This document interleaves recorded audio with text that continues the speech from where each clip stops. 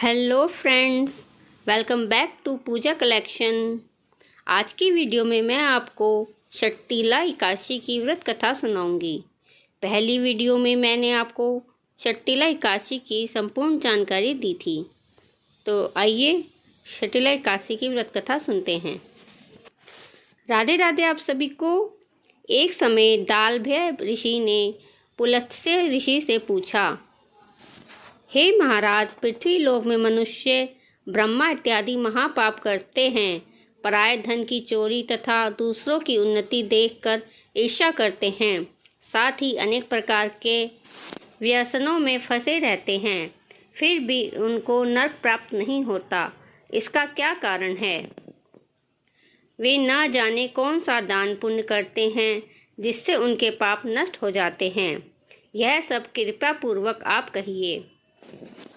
पुलत्स्य मुनि कहने लगे कि हे महाभाग, आपने मुझसे अत्यंत गंभीर प्रश्न पूछा है। इससे संसार के जीवों का अत्यंत भला होगा। इस भेद को ब्रह्मा, विष्णु, रुद्र तथा इंद्र आदि भी नहीं जानते, परंतु मैं आपको यह गुप्त तत्व अवश्य बताऊंगा।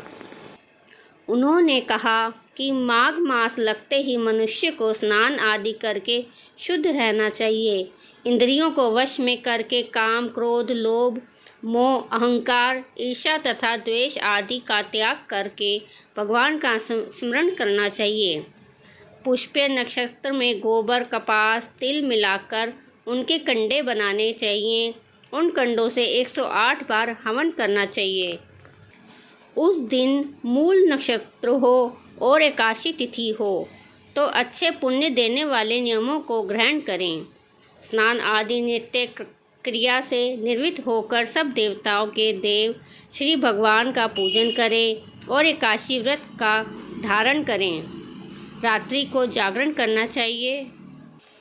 उसके दूसरे दिन धूप, दीप, नैवेद्य आदि से भगवान का पूजन करके खिचड़ी का भोग लगाएं। तत्पश्चात पेठा, नारियल, सीताफल या सुपारी का अर्घ्य देकर स्तुति करनी चाहिए। हे भगवान, आप दोनों को शरण देने वाले हैं। इस संसार सागर में फंसे हुए का उद्धार करने वाले हैं। हे विश्व भावन, हे समुद्र, हे पूर्वज, हे जगतपते, आप लक्ष्मी जी सहित इस तुच्छ अर्घ्य को ग्रहण करें। इसके पश्चात जल से भरा हुआ कुंभ अर्थात घड़ा ब्राह्मण को दान करें तथा ब्राह्मणों को क्षमा, गौर और तिल पात्र देना भी उत्तम है। तिल स्नान और भोजन दोनों ही श्रेष्ठ हैं। इस प्रकार जो मनुष्य जितने तिलों का दान करता है उतने ही 1000 वर्ष स्वर्ग में वास करता है। तिल से स्नान, तिल का उपटन, तिल का हवन, तिल का तर्पण, तिल का भोजन और छठा तिलों का दान, ये तिल के 6 प्रकार हैं। इनके प्रयोग के कारण यह शट्टिला एकादशी कहलाती है। इस व्रत के करने से अनेक प्रकार के पाप नष्ट हो जाते हैं। इतना कहकर पुलत्स्य ऋषि कहने लगे कि अब मैं तुमसे एकादशी की कथा कहता हूँ।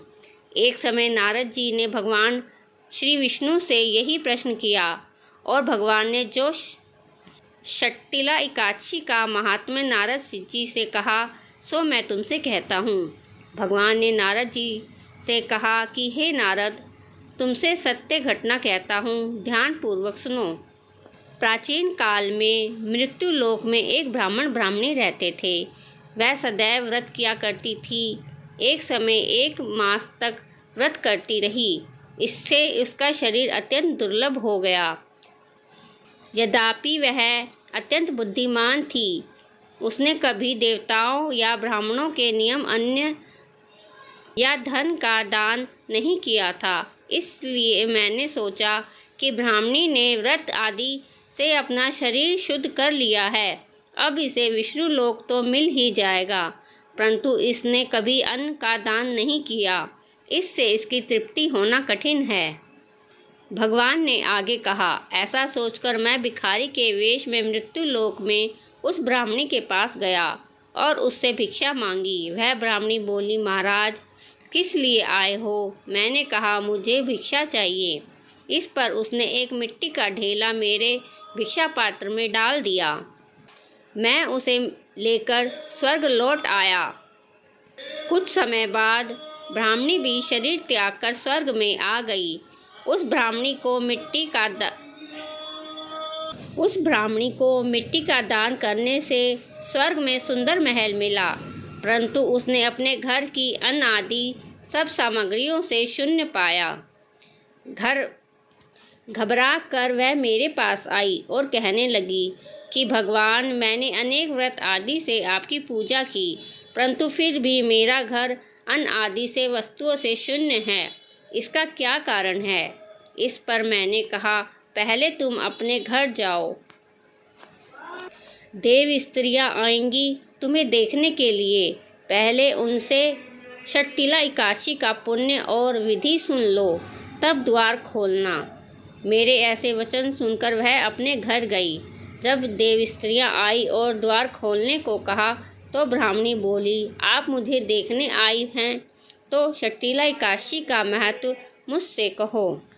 उनमें से एक देव स्त्री कहने लगी कि मैं कहती हूँ। जब ब्राह्मणी ने षट्टिला एकादशी का महात्म्य सुना तब द्वार खोल दिया। देवांगनों ने उसको देखा कि ना तो वह गंधर्वी है और ना ही आसुरी। वह पहले जैसी मानुषी है। और ब्राह्मणी ने अनेक कथा सुनकर षट्टिला एकादशी का व्रत किया। उसके प्रभाव से वह सुंदर और रूपवती हो गई तथा उसका घर अन्य समस्त सामग्रियों से युक्त हो गया।